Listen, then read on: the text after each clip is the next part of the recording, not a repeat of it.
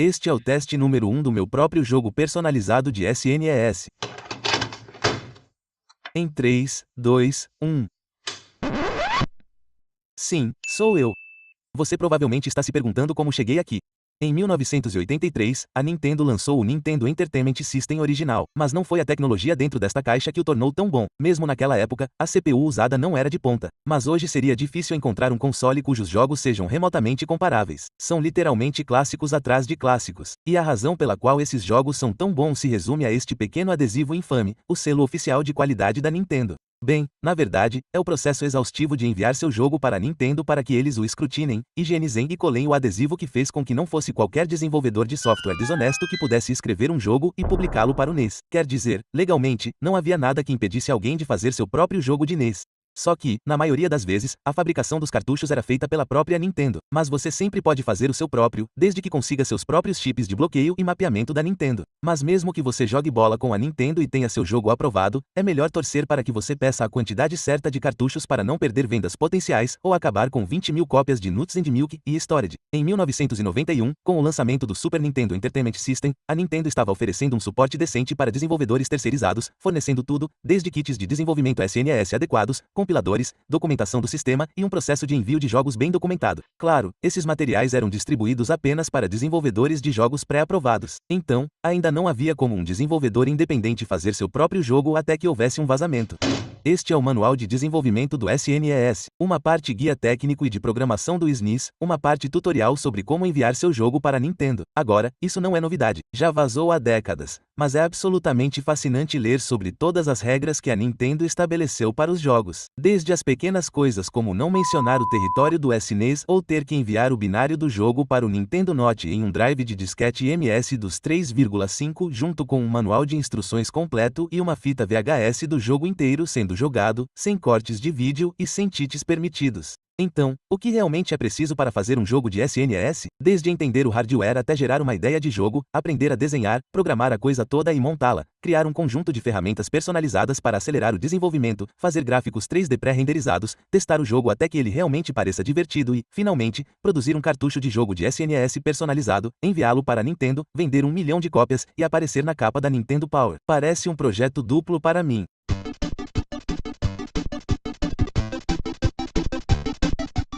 Primeiro, vamos abrir o sistema para entender o hardware. Aqui embaixo está a CPU Rico 5A22, chamada internamente de CPU-SC. Ele é baseado no 65C816 com mais algumas adições, mas é mais ou menos uma extensão de 16 bits do clássico 6502.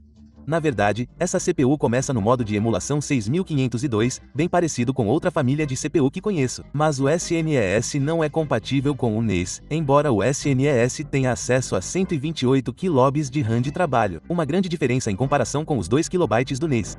Ainda assim, a maneira como a unidade de processamento de imagem funciona no SNES é completamente diferente da do NES. E não apenas porque eles são, na verdade, dois chips PPU, o SPU1, que renderiza os gráficos dos personagens para sprites e planos de fundo e, em alguns casos, aplica transformações a eles, e o SPU2, que aplica outros efeitos como mosaicos, janelas e matemática de cores. Programaticamente, esses dois chips podem ser considerados como uma unidade PPU com acesso a 64 KB de RAM de vídeo que opera independentemente para produzir a saída de vídeo de 256 por 224. Quase todo o lado esquerdo da placa é dedicado ao som. A CPU Sony SPC700, DSP de som e 64 KB de PS-RAM. E embora a unidade de processamento de imagem e a unidade de processamento de áudio operem de forma independente, é a CPU principal que transfere dados para os outros dois sistemas entre os períodos de execução do código do jogo que aciona a parte audiovisual de qualquer jogo. Claro, como a maioria dos consoles de sua época, o SNES é um computador sem cabeça. Ele não tem código de programa interno para fazer nada. Ele precisa de um cartucho que forneça algo entre 0,4 MB de código de programa, gráficos e dados de som até 4 MB ou mais. Embora a SCPU tenha um barramento de endereço de 24 bits, o que equivale a um espaço de endereço de 16 MB, nem tudo é disposto sequencialmente. O mapa de memória do SNES geralmente é desenhado com o eixo vertical representando 64 KB de espaço e o eixo horizontal representando 256 dos bancos de 64 KB. Os principais 128 KB de RAM de trabalho do computador são mapeados para os bancos 7A e 7F, com os primeiros 8 KB do banco 7 sendo espelhados dos bancos 02 e 3F. Depois, há certos registradores de CPU, PPU e outros I/O usados para transferir dados e outras informações entre a memória e a PPU ou a PU. definir o modo de segundo plano, ler os Joy-Cons, etc. Esses registradores estão localizados esporadicamente nos endereços 2000 a 5FFF no banco 0, novamente, espelhados até o banco 3F. Além disso, toda essa seção inferior da memória também é espelhada do banco 80 até o banco FF, com o restante do mapa de memória deixado para o cartucho usar. Independentemente do tipo de cartucho, o cabeçalho do cartucho é feito para ser acessível no banco 00, endereço FFCO em diante. Os dois principais tipos de cartucho são placas de ROM baixa e ROM alta. Para cartões de ROM baixa, a ROM começa no banco 80 e pode se estender até o banco FF, mas usando apenas os 32 KB superiores de cada banco, de 8000 a FFF. Isso também é refletido nos bancos inferiores do mapa de memória. No entanto, se o cartucho vier equipado com o que eles chamam de chips de ROM rápidos, apenas os bancos de ROM mais altos, de 80FF, poderão ser acessados em velocidades mais altas. A RAM estática, como a RAM com bateria para dados salvos, pode ser armazenada começando na parte inferior do banco 70 e, dependendo do tamanho do chip RAM, pode ser esticada ou espelhada no banco 7D. Embora normalmente você nunca veja mais do que alguns kilobytes de SRAM por vez. O segundo tipo principal de cartucho é um cartucho de ROM alta, que pode preencher todo o espaço de endereço do banco CO até o final. Mas somente a metade superior dos dados da ROM é espelhada entre os bancos 80 e BF, e toda a metade superior do mapa de memória também é espelhada na metade inferior. A SRAMM em uma placa RAM é colocada no banco 30 entre os endereços 6000, 000 a 8000 e continua ou é espelhada pelo banco 3F. Existem outros modelos de cartucho conhecidos como ROM Extra High e ROM Extra Low, além de algumas outras versões. Mas, no que diz respeito a mim e ao meu jogo, usaremos o modelo de cartucho High ROM, o que significa que a ROM do jogo tem 4 MB de tamanho. São 4 MB para todos os gráficos, códigos e músicas. Agora, embora eu esteja projetando isso da maneira que a Nintendo pretendia, felizmente não preciso ir até a Nintendo para fabricar meus cartuchos. A comunidade de desenvolvedores do SNES já tem alguns designs de cartuchos de código aberto. Vou escolher um design da Mousebit Labs, que já tem um ótimo tutorial sobre como montar tudo, e onde, claro, você consegue essas placas de circuito impresso de cartucho fabricadas além do patrocinador de hoje, PCBWay, que não só conseguiu fazer essas placas de circuito impresso de cartucho para mim, mas também preciso de uma maneira de programar o jogo nesses chips. Então, consegui encomendar todas as peças de que preciso para fazer um leitor de cartucho de código aberto, incluindo uma caixa impressa em 3D para ele. Eles realmente tornam isso tão fácil quanto fazer o upload, fornecer minhas especificações e clicar em fazer o pedido. Como sempre, um agradecimento especial a eles. Não se esqueça de conferir no link abaixo. Então, com o entendimento do hardware, agora é hora de abrir o manual de desenvolvimento do SNES e começar a fazer um jogo, certo? NDA, direitos autorais, índice, certo? Aqui estamos, objetos.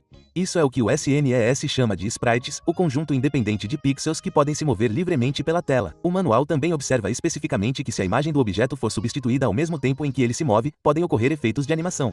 O SNES tem suporte de hardware para 128 sprites, o dobro do NES. Os sprites vêm em 3 tipos, 2 bits, 4 bits e 8 bits por pixel. Mas o mais comum é 4 bits por pixel, onde cada pixel no bloco 8x8 é definido por 4 bits correspondentes a um índice em uma das 8 paletas de sprites compostas por 15 cores e uma transparente, cada uma definida por 5 bits de dados vermelho, azul e verde. Os sprites podem vir em uma variedade de tamanhos, de 8x8 a 64x64, mas a qualquer momento, apenas 2 tamanhos de sprite podem ser usados. Também deve ser observado que, ao contrário do NES, cujos sprites retangulares 8x6 usavam blocos 8x8 sequenciais, os sprites do SNES usam blocos adjacentes horizontal e verticalmente na VRAM, onde até 512 blocos 8x8 podem ser armazenados a cada deslocamento de 2000. Cada um dos 128 sprites é definido por 4 bytes em uma seção separada da memória PPU chamada memória de atributo de objeto, que contém as coordenadas x e y dos sprites, o número do bloco e um atributo byte, que diz se o sprite deve ser virado horizontalmente ou verticalmente, define a prioridade da camada, seleciona a paleta de 0 a 7 e diz se o bloco deve ser pego da primeira ou segunda seção de 256 blocos. Após os primeiros 512 bytes de OAM, há alguns bytes adicionais que contêm o valor alto do bit X e o bit de seleção do tamanho do sprite. São 2 bits por sprite, 4 sprites juntos formam 1 byte, então, 32 bytes extras para um total de 544 bytes de dados OAM. Quando se trata de sprites para meu próprio jogo, minha maior preocupação é que não sei desenhar. Sério, não sei nem desenhar um banho. Quando se trata de design de jogos, eu sabia que estava no caminho certo quando ouvi o maior crítico de videogame da nossa geração dizer isso. Eu vi o futuro dos jogos AAA, e são principalmente jogos em que você acerta as pessoas com uma espada. Então, eu projetei um jogo baseado em combate com espadas e aventuras. Bem, espadas e um pouco de artes marciais, já que em vez do típico mundo de RPG com elfos e anões, eu quero corvos de 3 pernas e monstros chineses, cujos nomes não se traduzem bem para o inglês. Então, eu passo muito, e eu quero dizer muito tempo desenhando, assistindo tutoriais de arte, jogando tudo fora e redesenhando até ficar satisfeito com esse cara. Então passei outra eternidade desenhando cada ação que o jogador faria em 4 direções até que eu acabasse com esses 512 blocos 8x8, o que literalmente preencheria todos os slots de blocos de sprite na VRAM. Mas antes de tudo, eu posso cortar os blocos voltados para a esquerda simplesmente espelhando horizontalmente os blocos voltados para a direita. Além disso, a qualquer momento, eu só preciso carregar os blocos de uma direção na VRAM. Então, depois de inicializar o jogo redefinindo a RAM de trabalho, VRAM, OAM e ativando a renderização de sprites, posso adicionar 2 sprites de 16x6 para o jogador. Então, para mover o jogador, apenas os valores X e Y dos sprites precisam ser alterados. Convenientemente, o SNES tem registradores integrados que leem automaticamente os 12 bits de entrada do Joy-Con, então posso ler os valores do D-Pad e mover o jogador pela tela de acordo. Para alterar a direção em que o jogador está voltado quando o D-Pad é pressionado em uma nova direção, um sinalizador pode ser definido para carregar os blocos da nova direção na VRAM. Essa transferência não pode ser feita a qualquer momento, apenas quando a PPU estiver livre durante o VBlank. Quando o canhão de elétrons no CRT está indo da parte inferior da tela para o topo, é claro, esquerda e direita usam o mesmo conjunto de blocos aqui porque a inversão dos blocos é determinada pela mordida do atributo do sprite no AM. Para animar tudo, é tão simples quanto ter uma lista de deslocamentos X e Y, números de blocos e valores de atributos para cada quadro de animação e, em seguida, alternar entre esses valores no momento certo, como por meio da animação de caminhada de 8 ciclos ou ações de 3 ciclos do jogador de soco, chute ou bloqueio usando os princípios de animação de antecipação, ação e acompanhamento. Ou se o jogador estiver segurando a espada de bronze, adicione mais 4 sprites à mistura e anime as 3 ações de deslizar, estocada e bloqueio de espada. E não se esqueça de reescrever todas as animações para as outras 3 direções em que o jogador pode se mover. E, finalmente, 1152 bytes de dados de animação depois. Posso dizer que entendo completamente o motivo pelo qual, nos primeiros dias, Mario só levantava a mão ao pular e a animação da espada para Link era um único quadro de animação. Dá muito trabalho fazer os blocos certos aparecerem no lugar certo e na hora certa. Mas há algumas etapas que pulei antes e às quais preciso voltar. A primeira é como os blocos do SNES funcionam em termos de dados. Todos os blocos do SNES têm 8x8 pixels e, como eu disse antes, podem variar de 2 bits por pixel, como no NES, a 8 bits por pixel, mas, na maioria das vezes, você verá blocos de 4 bits por pixel. Esses valores provavelmente não são armazenados da maneira que você pensa. Primeiro, pegue uma linha de pixels e converta o valor do índice de cor em 4 planos de bits, cada um representando os 2 primeiros quartos bits do índice da esquerda para a direita. Depois que esses planos de bits são calculados para cada linha, os planos de bits 1 e 2 são armazenados primeiro. Da mesma forma, os planos de bits 3 e 4 seguiram esse caminho. Dados de 4 bits por pixel são, na verdade, apenas 2 blocos de 2 bits por pixel e um bloco de 8 bits por pixel são apenas 4 deles. Não sei por que está formatado dessa forma e o manual também não diz, mas essas são todas as informações necessárias para escrever um programa para converter os dados PNG dos meus desenhos de sprites em dados de blocos, dividindo a imagem em pedaços de 8x8. Combinar as cores com uma paleta de cores RGB pré-definida, reformatar os blocos em dados de blocos SNES de 4 bits por pixel, converter a paleta de cores em pequenas cores NDR RGB 555 e salvar tudo em um arquivo binário que posso incluir na minha ROM quando compilo o código em um jogo de SNES. Isso é necessário porque não estou apenas criando um jogo de SNES mínimo viável. Estou criando um conjunto de ferramentas para auxiliar no processo de design do jogo. Mas esta é provavelmente a ferramenta mais básica que vou criar para este projeto, porque agora é hora de criar o editor de mundo.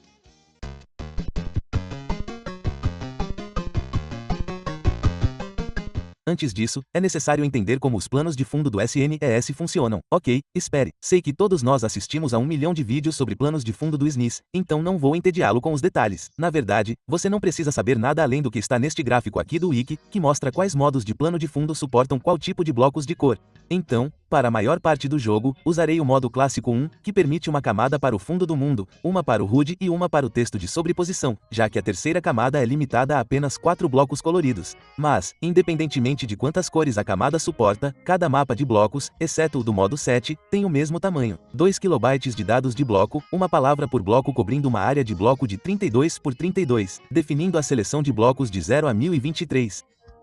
Seleção de paleta de 0 a céu, se o bloco tem prioridade e se deve ser virado horizontalmente ou verticalmente. Tanto o mapa de blocos quanto os até 1024 blocos de fundo são mantidos basicamente em qualquer lugar que você achar conveniente no Bran. Você só precisa informar a PPU onde o mapa de blocos e os blocos de cada camada estão localizados por meio de registros dedicados. Claro, os blocos de fundo não usam os mesmos 8 paletes que os sprites. Todos os paletes são mantidos na RAM do gerador de cores, um buffer de 512 por segundo na PPU.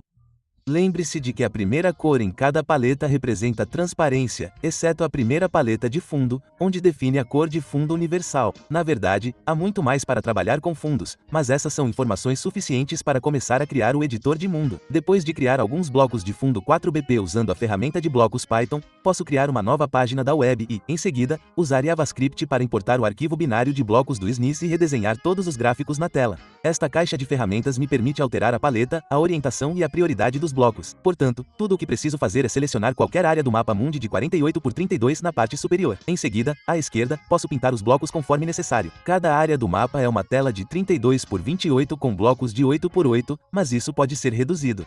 Há um registro SNES chamado modo de fundo, que alterará o tamanho do bloco de fundo de 8 por 8 para 16 por 6, efetivamente quadruplicando o tamanho da tela coberta por um único mapa de blocos. Ou, no caso do editor de mundo, reduzir o tamanho da exportação para uma área de 16 por 4 de 16 por 6. Eu projetei este programa para que, assim que eu exportar a lista de mapas de blocos da área do mundo em formato binário, eu possa incluir esse arquivo e os blocos de fundo no final da minha ROM. Em seguida, defina a localização do mapa do jogador para ser igual à área em que eu estava trabalhando. E então eu posso encontrar o endereço de memória correto do mapa de blocos para importar para o mapa de blocos do plano de fundo 1 na VRAM. Agora, para editar o mundo, eu só preciso alterar alguns blocos, clicar em exportar, compilar e as alterações estarão lá. Quando o jogador se mover, eu posso verificar se sua hitbox bate em um bloco definido como uma parede, ou se eles baterem na borda da tela, calcular a nova área do mapa. E como o plano de fundo 1 agora pode conter até 4 telas de dados, carregue o novo mapa na área relevante do mapa de blocos do plano de fundo 1 e use os registros de deslocamento horizontal e vertical das camadas de fundo para rolar a tela para a nova área. Para dar vida ao mundo, blocos como o litoral podem ser animados simplesmente alterando o número do bloco no mapa de blocos. Mas para efeitos mais complicados, posso usar os sistemas de janela, mosaico e matemática de cores do SNES. Não vou entrar em detalhes, mas apenas para dar uma descrição mais detalhada, as propriedades da janela permitem que diferentes regiões de camadas de fundo sejam ocultadas da tela com uma posição definida à esquerda e à direita que pode ser ajustada a cada linha de varredura horizontal para criar formas diferentes. É assim que efeitos como transições de nível em Super Mario World funcionam. Mas seria igualmente possível fazer algo como mostrar apenas a metade esquerda da camada 1 e a metade direita da camada 2. Existem várias maneiras possíveis de usar esse efeito. Outro efeito de vídeo frequentemente esquecido é o mosaico de blocos, que mescla os pixels de cada bloco de quadrados de 1 por 1 ou nenhum efeito de mosaico até um quadrado de 16 por 6, onde é apenas a cor do pixel superior esquerdo espalhada por todo o bloco. Mas acho que a verdadeira joia da coroa do SNES é o sistema de matemática de cores. Mas antes de mostrar como esse efeito mistura cores, preciso ter algo que eu queira misturar com o fundo, como um HUD, que pode mostrar a saúde, a arma e a saúde atual do usuário. Ao contrário dos dias do NES, em que havia apenas uma camada de fundo. Então, o HUD apenas tornava o jogo mais cinematográfico. Esses blocos do HUD podem ser colocados no fundo 2. Mas é aí que os problemas realmente começam, porque o fundo 2 é renderizado atrás do fundo 1. Bem, às vezes, deixe-me expandir o gráfico de fundo para mostrar a ordem em que as camadas são renderizadas. Cada camada tem uma posição padrão, 1L, 2L e assim por diante, representando baixa prioridade. Mas para qualquer bloco no mapa de blocos que tenha o bit de alta prioridade definido como 1, ele será renderizado na posição de alta prioridade de sua camada. Então, operando no modo 1, os personagens na camada 2 podem ser colocados na frente dos blocos de baixa prioridade da camada 1, definindo os blocos do HUD como alta prioridade. Agora podemos vê-los, mas eles parecem estar atrapalhando as coisas. Quero dizer, e se, ao projetar a tela, eu quiser colocar algo importante no canto superior esquerdo? É aí que entra a matemática de cores. Até este ponto, as duas camadas de fundo e sprites foram habilitadas na tela principal do sistema, mas o sistema também contém uma subtela que pode ter suas próprias camadas habilitadas, sejam elas iguais ou diferentes, que podem ser usadas pelo sistema de matemática de cores para somar, subtrair ou somar e subtrair metade do valor resultante. E o que acontece quando você adiciona duas cores e divide o resultado? Você obtém a cor bem no meio delas, criando esse efeito semi-transparente. Também importa quais camadas estão em qual tela. Como agora a tela principal tem tudo, exceto o fundo 2 habilitado, habilitado, e a subtela tem apenas o fundo 2 habilitado. Mas, embora os sprites estejam definidos para prioridade 2, eles devem estar atrás do HUD, eles aparecem no topo devido ao processo de matemática de cores. Então, em vez disso, se a tela principal tiver todas as camadas habilitadas e a subtela também desativar apenas o fundo, ele aparecerá corretamente no topo dos sprites. A matemática de cores também pode fazer misturas de cores fixas, mesclar efeitos com o sistema de janelas e muito mais. Mas, neste ponto, há mais coisas que quero fazer no lado do jogo, coisas que me levarão além do modo 1. Sim, usarei o lendário e infame modo 3 para fazer a tela de título. O que há de especial no modo 3 é que o plano de fundo 1 agora usa 8 blocos BPP.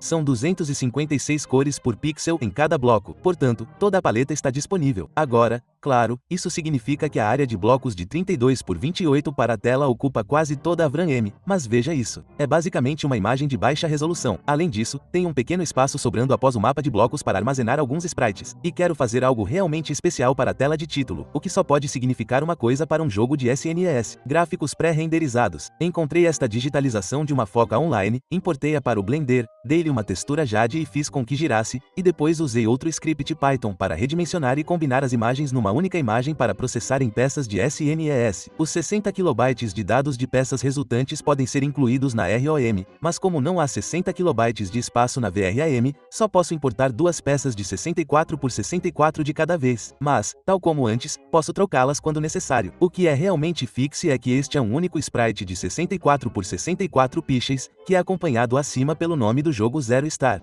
E veja o efeito onde a estrela está a transitar entre cores. Existem duas formas de obter este efeito. Ou gaste 10 minutos a fazer uma longa lista de cores para percorrer o índice CG, ou gaste metade de um dia a escrever cuidadosa e meticulosamente o algoritmo para calcular cada gama RGB independente de uma cor para a próxima cor selecionada aleatoriamente, tirando partido dos registros de hardware especiais de multiplicação e divisão incorporados no sistema. Perceba também que o registro de deslocamento de feedback linear usado para a saída aleatória é determinístico. Então, até que mudanças adicionais sejam feitas, a mesma sequência de cores exata é mostrada toda vez que o jogo começa.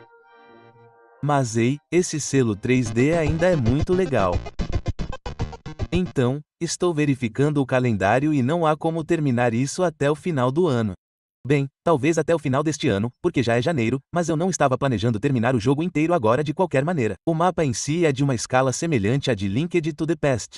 Mas agora, nem tenho certeza se consigo terminar a demonstração que planejei. Então, acho que vou fazer apenas uma mini demonstração. Aqui está meu primeiro inimigo, um peixe fora d'água que atira bolhas no jogador. Tecnicamente, eles são o segundo inimigo que implementei porque criei estoques de bambu para fazer o posicionamento de objetos funcionar no designer e testar coisas como colisão de hitbox de ação, mas as coisas têm ido muito bem em termos de programação, graças a todas as ferramentas. Tornei incrivelmente fácil adicionar novos blocos, como para o meu pagota, que passo muito tempo desenhando. Além disso, quando o jogador entra por baixo do telhado, sim, ele realmente entra. Isso ocorre porque esses blocos de fundo têm uma prioridade mais alta, o que os renderiza acima dos sprites do jogador. Então, cria um efeito muito legal quando o jogador entra para pegar a espada. Mas também configurei um inimigo especial do lado de fora que conta quantos inimigos existem e só pode ser destruído quando não houver mais nenhum. Isso forçará o jogador a aprender sobre combate de Kung Fu antes de ser atualizado para a espada. Honestamente, dediquei muitas horas à programação deste jogo, mas me diverti muito fazendo isso.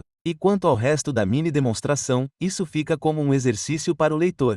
Agora, ainda tenho uma missão pela frente, que é fabricar um cartucho físico de SNES. Olhando para as PCBs, elas finalmente fazem sentido. Agora, temos o flash de 4 MB para a ROM, o chip de bloqueio SIC, o chip SAN e a bateria para isso. Mas eu não quero soldar os chips flash ainda por causa dessa minha tentativa de produzir um leitor de cartuchos de código aberto, que eu teria usado para programar os chips flash, mas mesmo depois de 3 tentativas, nunca consegui fazer um funcionar. Mas não sou um fracasso total. Consegui ler um único jogo antes. Esta cópia do Pokémon Platinum para o Game Boy Color, mas depois que tentei outro jogo, ele não conseguiu ler nada. Então, agora nem mesmo este jogo funciona corretamente. Então, meu backup foi usar este programador de chip, que eu tinha usado antes para programar o chip de bloqueio SIC para o cartucho. E posso usá-lo para carregar a ROM nos chips flash. Mas só percebi que não tinha o adaptador adequado para esse chip flash quando estava pronto para soldar essa coisa no cartucho. E, a essa altura, não tenho tempo para pedir um. Então, backup. Este é o Super Everdrive. E embora não seja bem o hardware que eu imaginava, não me sinto tão mal. já que o chip flash deste sistema só pode armazenar um jogo por vez. Então, tudo o que preciso fazer é colocar a ROM do meu jogo neste cartão SD, inicializar o Super Everdrive, encontrar e carregar meu jogo no chip flash principal, e ele deve estar pronto para uso. Aqui estou usando a configuração definitiva do controle japonês, mais o SNES americano. Vamos ver se meu sistema trava no 321. Acho que dificilmente há uma sensação melhor do que jogar o jogo no qual você dedicou seu tempo e talento e ver tudo dar certo. Não me entenda mal, passei por alguns momentos realmente ruins programando esta coisa. Juro que a troca de modo de registro de 8 bits para 16 bits será o meu fim. Mas já vi algumas pessoas criticando o SNES por não ter suporte integrado para gráficos 3D. Na realidade, é isso que torna o SNES tão bom. Foi o último grande console 2D, o fim da grande dinastia 2D. É incrível o quanto foi feito com a tecnologia incorporada nesta máquina. Mas no final das contas, não é a tecnologia que torna um console ótimo, são os jogos que jogamos ao longo do caminho.